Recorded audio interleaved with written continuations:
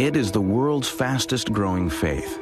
One of every 4 people on earth finds spiritual peace in the words of the Quran. Nearly 1,400 years ago, the angel Gabriel came to Muhammad with revelations that he was to deliver to all of mankind. He spent the rest of his life communicating God's message and setting an example for how each human being should live.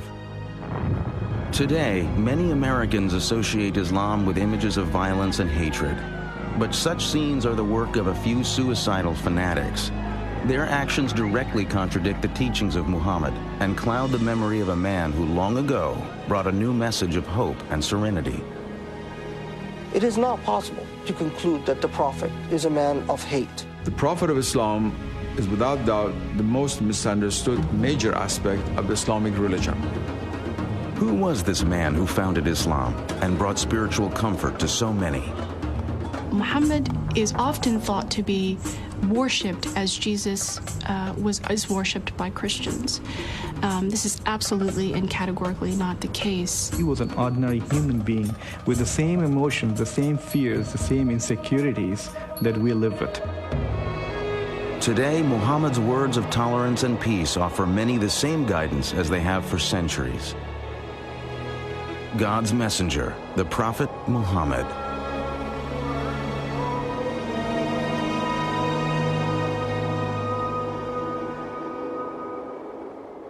Out of respect for the beliefs and practices of Muslims, no image of the Prophet Muhammad or his immediate family will be shown in this biography. Allahu Akbar, Allah. 5 times each day, over 1.5 billion people turn toward the ancient city of Mecca and offer their prayers to Allah. From New York to Indonesia, from Nigeria to the steppes of Central Asia, Muslims repeat the words first learned 1,400 years ago from the lips of a humble merchant and gentle teacher named Muhammad.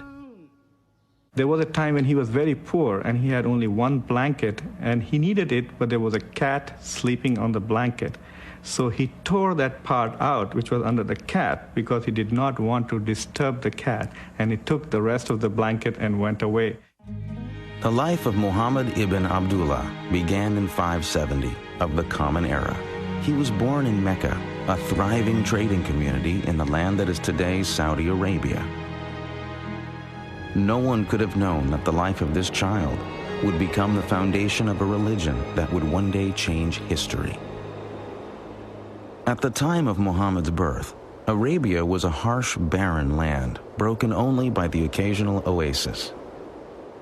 The Arabs who lived in this demanding world migrated from site to site, struggling to live off their flocks in the harsh desert. To survive in such a place, Arabs depended on the support of their tribe. The tribe protected them from harm, not only from the desert, but also from the endless raids and vendettas launched by other tribes. Social life in pre-Islamic Arabia was grim, and Muhammad was born into a time of violence, turmoil, and despair, not unlike our own. The basic structure of social organization was the tribe. But the desert nomads also depended on other Arabs who had gradually built small cities where they engaged in commerce. The most prosperous of these cities was Mecca, home to the young Muhammad.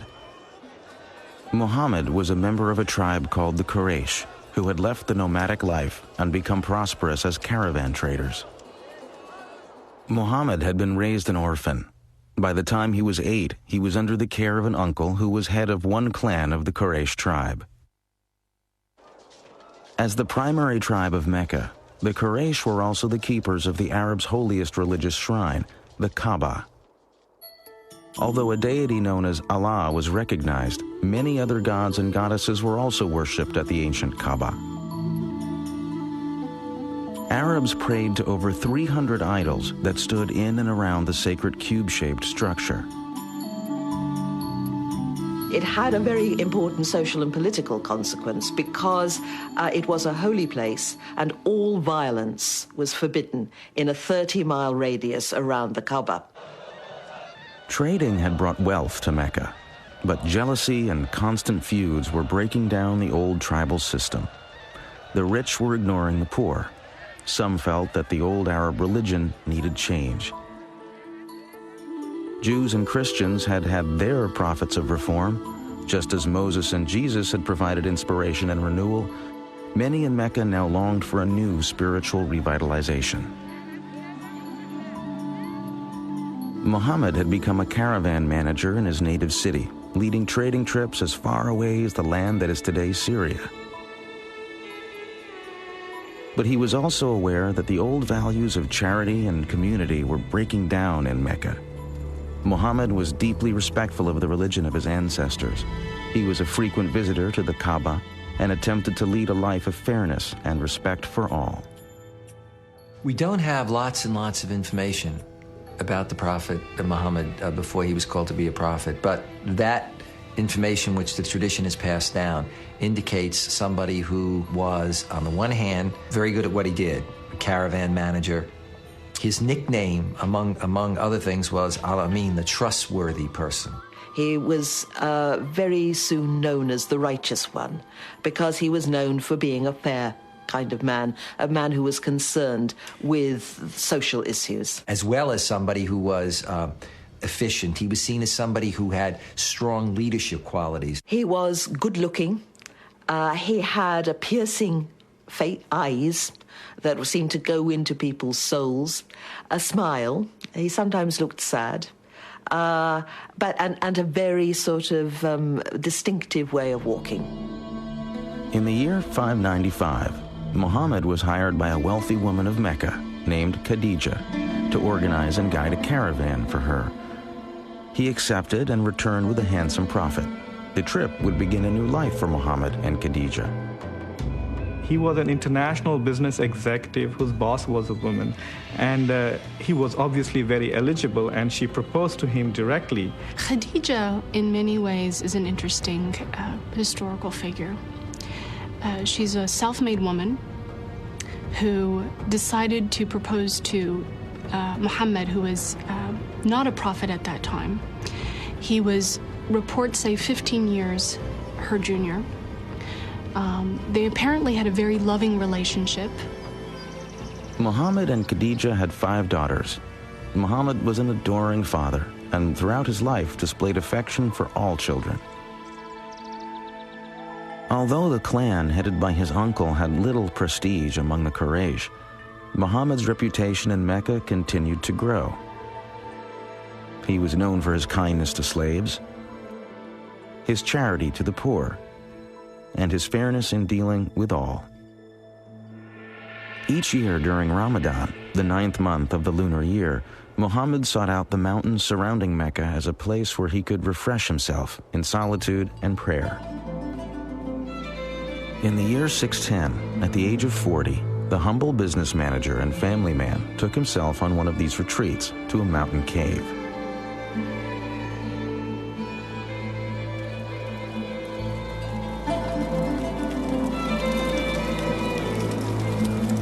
Day and night, Muhammad remained in the cave to fast and pray. One night, as flames danced on the darkened cave walls, Muhammad's life changed forever. Suddenly, an angel in the form of a man appeared and commanded him, "Proclaim." Muhammad was terrified and confused and said he had nothing to proclaim. The angel clasped Muhammad in a suffocating embrace. Harder and harder he was squeezed until it seemed the last breath of life would be wrung from his body.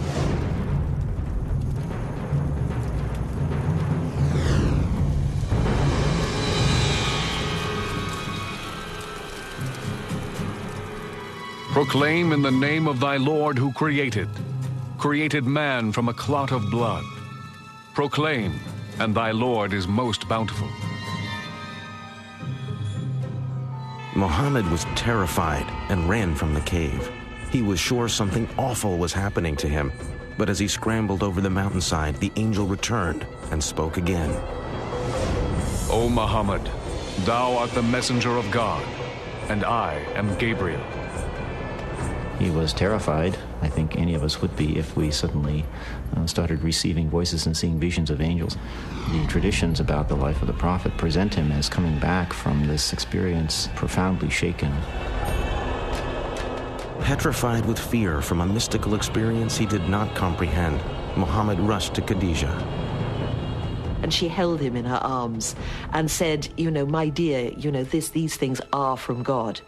And it was she who convinced him that these were not delusions. But in his fear, Muhammad did not fully understand the frightening events that had happened to him. He could not know that the angel Gabriel would return again and again to deliver the words of God, and that the words that would eventually pour from Muhammad's lips would forever alter the future of his people and the world.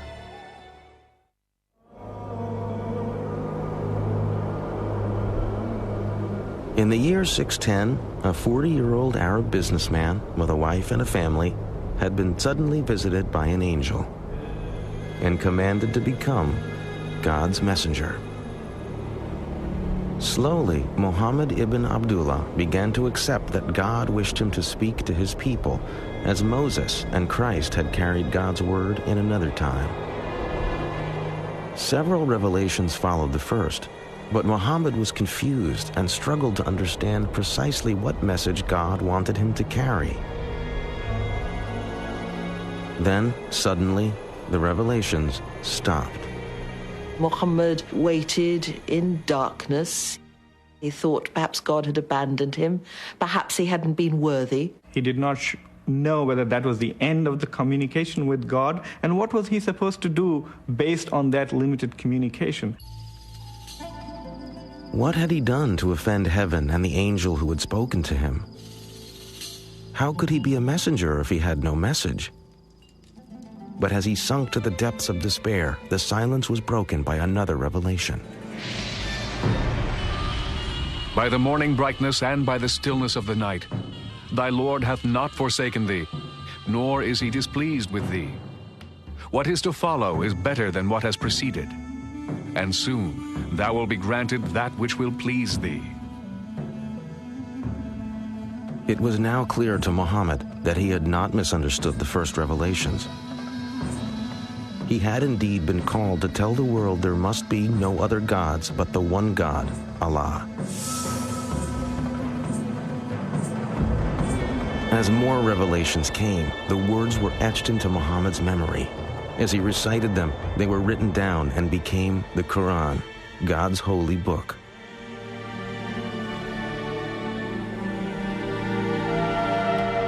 At first, only Khadijah and a few close friends and family accepted the Quran. But little by little, Muhammad started to speak out, and Arabs and other clans of the Quraysh began to embrace the message. The words of the Quran clearly had great impact, for his listeners responded to the words not as religious instructions, but as poetry.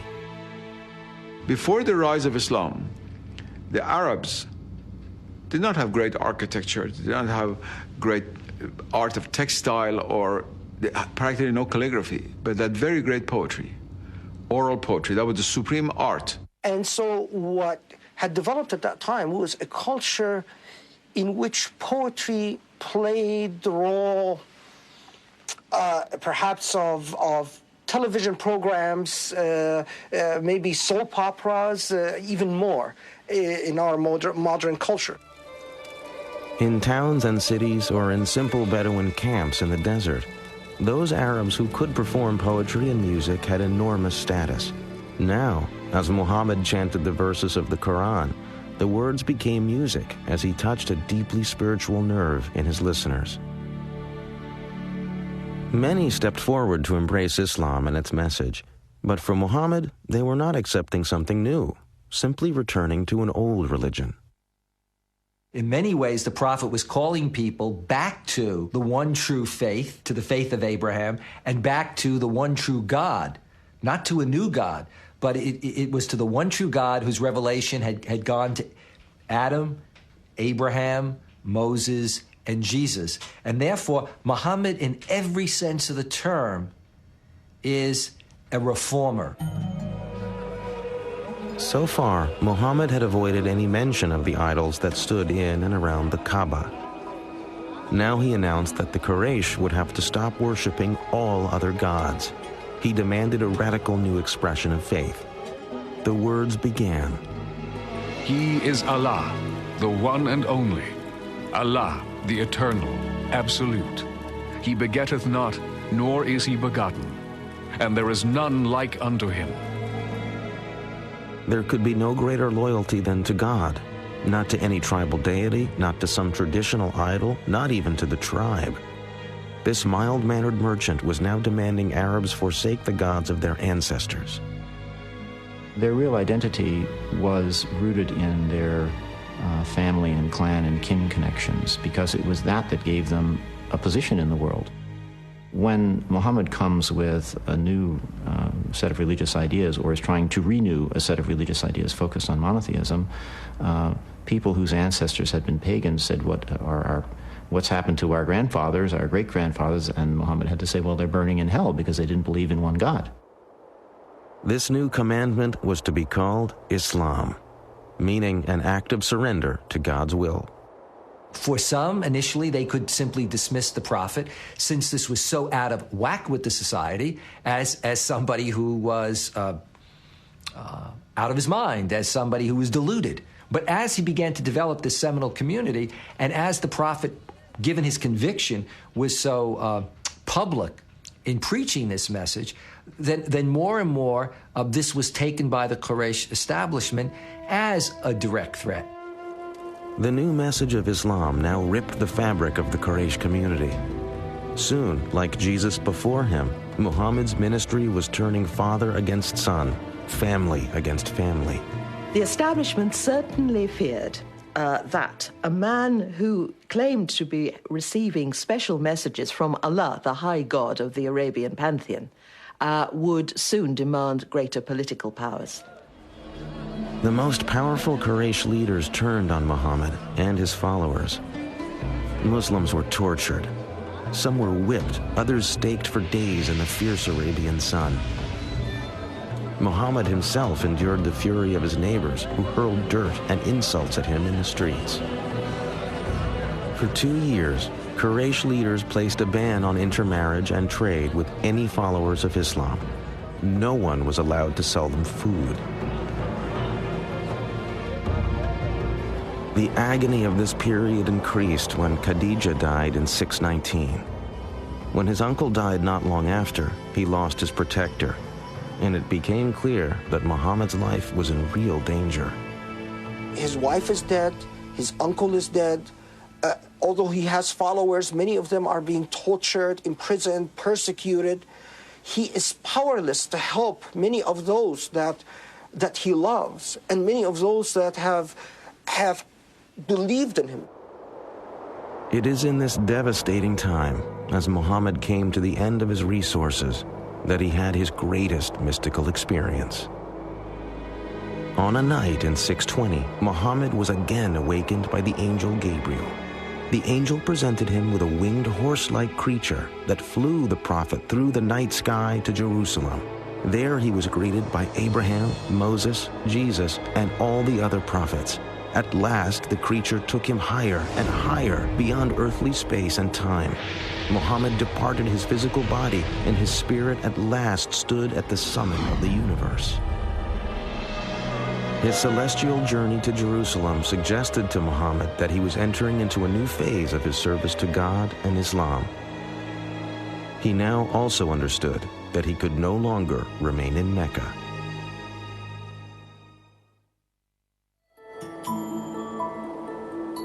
Over 200 miles to the north of ancient Mecca lay the fertile oasis of Yathrib.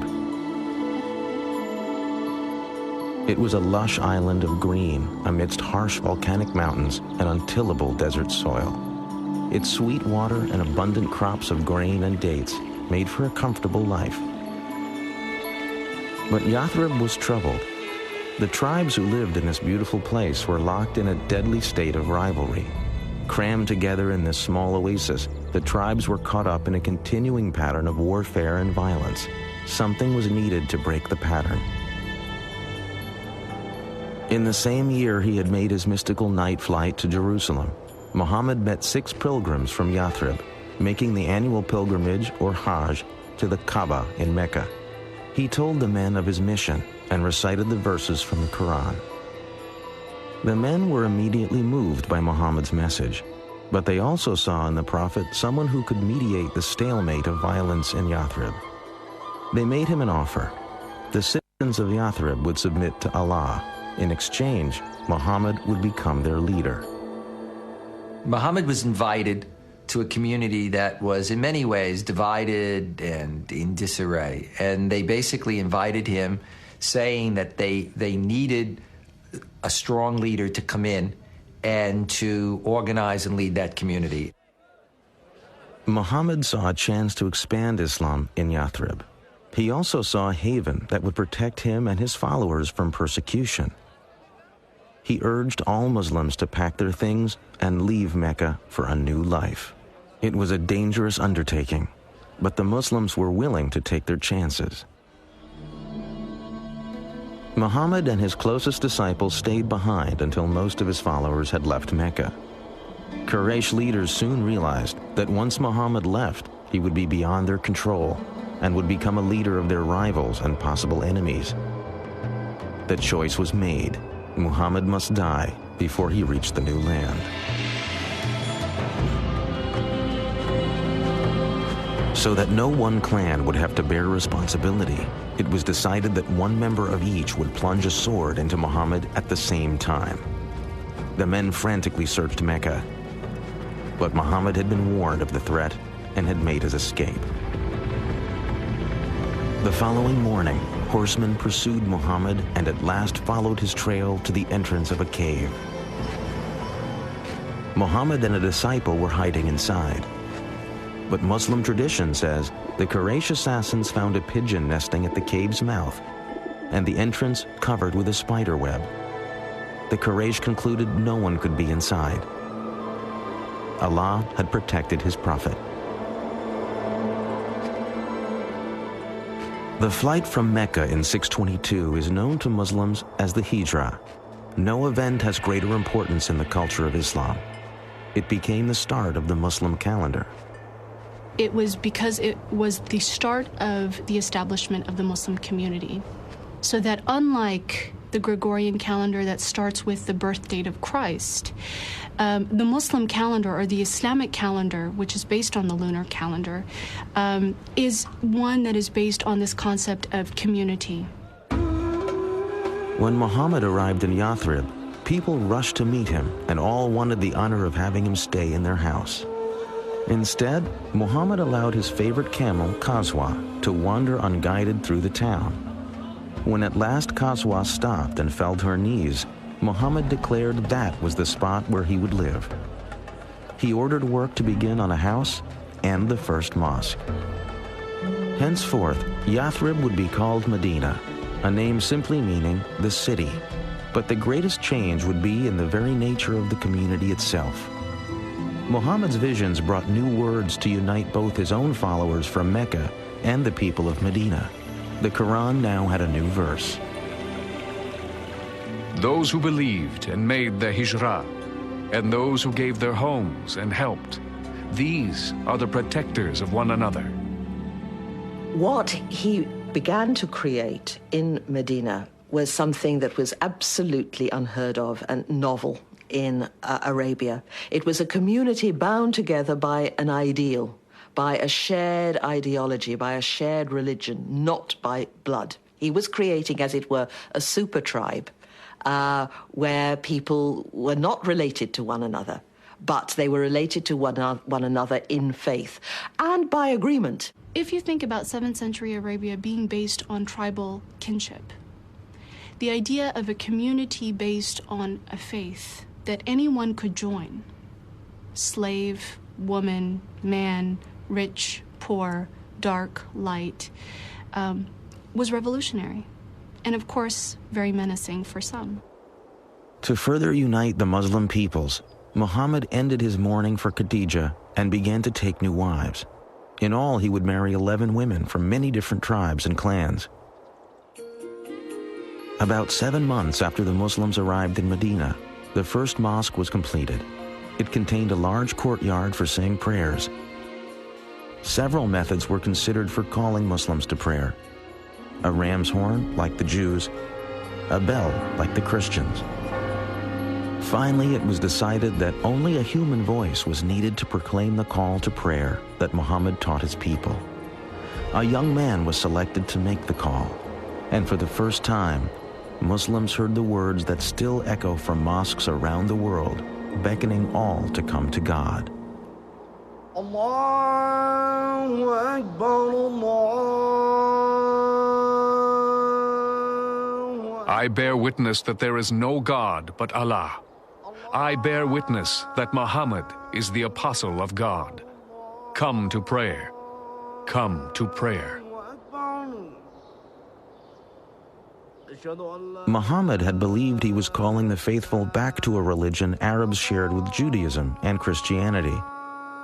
But following Allah's orders, the Prophet now set out to create a new identity for the Islamic community that would separate it from the older forms of monotheism. The Quran also and the Prophet believed that the revelation that had been given to Moses in what is called the Torah and the revelation to Jesus had become distorted historically, not by the prophets, but by their later communities. To dramatize the shift away from Christianity and Judaism, another order became part of the Quran. Muslims were no longer to face Jerusalem when they prayed. Forever after, God's faithful would pray facing Mecca and the Kaaba. Muhammad now had the responsibility of dealing with the mundane but important tasks of government. These roles would set him apart from the ministry of Islam's earlier prophet, Jesus Christ. There is an immense contrast between Jesus and Muhammad, largely stemming from the fact that, unlike Muhammad, Jesus was never head of state. Muhammad was now a political leader. That meant he was making decisions affecting the workforce, the economy, trade, and the safety and security of Medina. To protect the struggling young community, Muhammad knew the basic politics of Arabia would need to change, and that meant the threat of the Quraysh would have to be met. Increasingly, Muhammad would turn to a solution the world has come to fear and all too often associate with Islam. He would turn to armed conflict.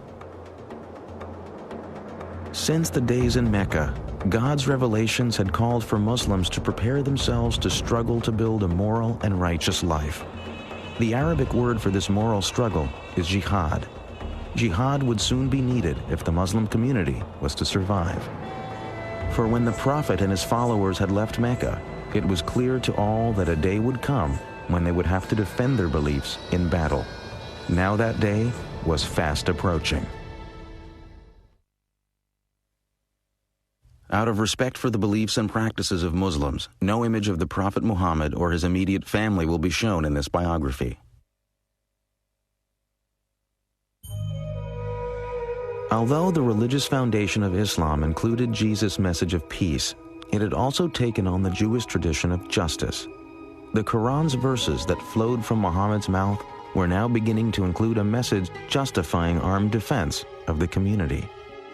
Permission is given to fight because they are wronged. Verily, Allah is most powerful for their aid. They are those who have been expelled from their homes. Muhammad's plans for the defense of the community now began to include the word jihad. It is a term that is often cited by those who oppose Islam as evidence of the religion's reliance on violence and war. But the true meaning of jihad is something quite different. Jihad comes from the Arabic root jahada, which means struggle. It is consistently referred to as a struggle for the sake of God. If the jihad is financial, you respond financially. If the jihad is violent, you respond violently. And these become ways, again, of reestablishing peace. But in history, that notion of jihad then comes to be appropriated and hijacked at a very early period by extremists, and that then connects to what extremists like Osama bin Laden and Al-Qaeda do much later on, taking this concept of jihad to legitimate what they choose to do. Muhammad had spoken about jihad while the Muslims still lived in Mecca. But the new revelations now stressed a different side of jihad. They came at a time when Muslims in Medina were fighting for survival, for most had not been permitted by the Quraysh to leave Mecca with any valuables. When Muhammad and his followers arrived in Medina, of course they were then, in a sense, exiles from their hometown. They were, to put it bluntly, unemployed. They didn't have any obvious source of support. They weren't date farmers, and all the available land in this agricultural settlement was already spoken for. So they began to make raids. God had given Muslims the order to struggle. Now God's revelations allowed that struggle to include the right to survive. And so you also see the way in which jihad then comes to be defined as the right and indeed at times the obligation of Muslims, both as individuals and of the Muslim community itself, to defend itself, to engage in defensive warfare. Armed with the Quran's approval of defending their community, Muhammad chose a traditional Arab solution: defend yourself by attacking. Muhammad would lead an army to raid the most important Quraysh caravan of the year.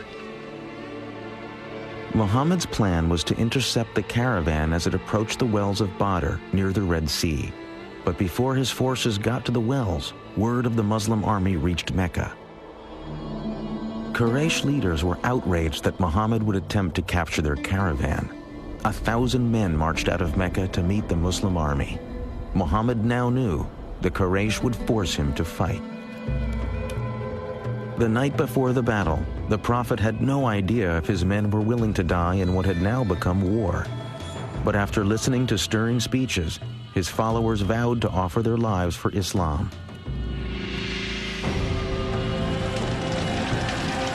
The Quraysh army outnumbered the Muslims by 3-1. But as the battle began, Muhammad revealed he had a great sense of tactics, and his warriors fought with ferocity. The Quraysh leaders had believed a show of force would be enough to defeat the Muslims. But by midday, it was the Meccan army that panicked and fled the field. The dedication and cohesiveness of the Muslim army had saved Islam. Now Islam would reveal itself to be not only worthy of victory, but capable of compassion as well. After the first victory that the Muslims achieved at the Battle of Badr, the Muslims began in the usual Arab way to kill all the survivors. And Muhammad immediately had a revelation to say, no, this must stop. There must be no killing of survivors. Muhammad had set his eye on a more distant goal. The Muslim warrior's enemy of today must tomorrow become his brother in faith. Say to those who are captives in your hands, if Allah findeth any good in your hearts, He will give you something better than what has been taken from you, and He will forgive you. The victory at Badr had great consequences. After the battle, converts from all over Arabia began to flock to Medina.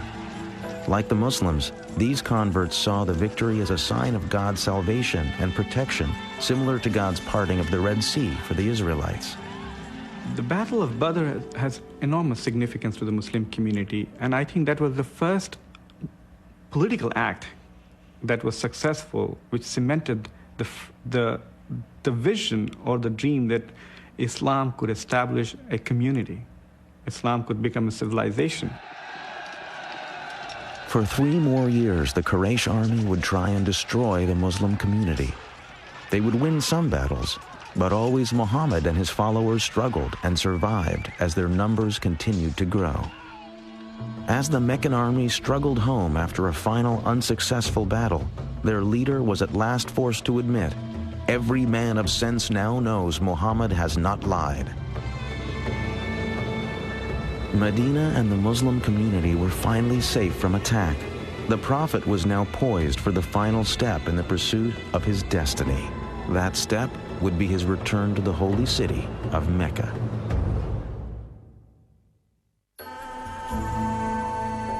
Muhammad's life in Medina was austere but comfortable. He had few possessions but wanted for nothing. He lived in quarters attached to the mosque, usually spending each night in the room of another of his wives. Muhammad's wives were a diverse group. One was a Jew, another a Bedouin. One was even his cousin. Most were chosen for various political reasons, but a few, such as his third wife Aisha, were clearly matters of the heart.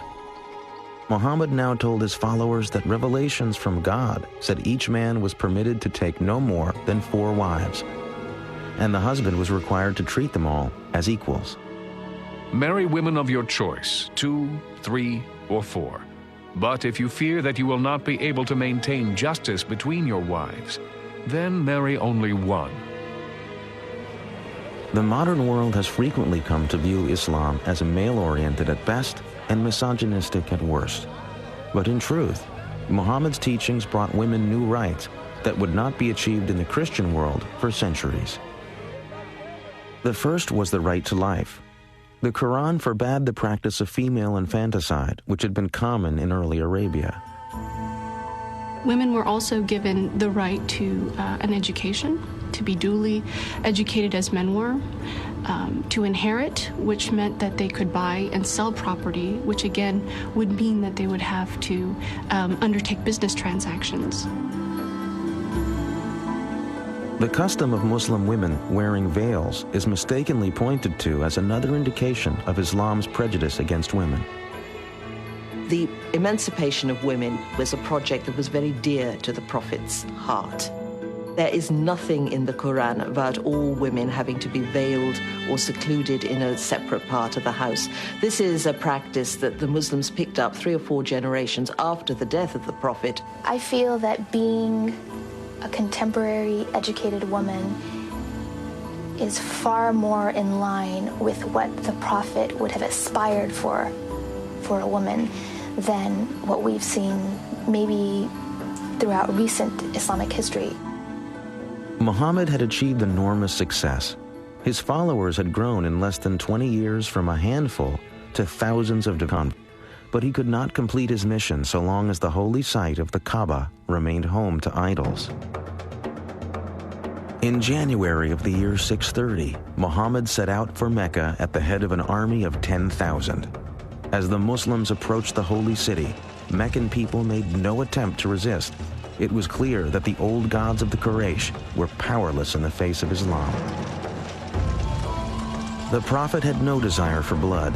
He issued an amnesty as a symbol of his wish to unite all people as the children of one God. The only victims he sought remained sitting in the Kaaba. The Prophet entered the holy structure and proceeded to lead the destruction of all 365 idols as he recited the verse, "The truth has arrived and vanquished falsehood." Muhammad had validated his vision and proclaimed to the world the force and vitality of Islam.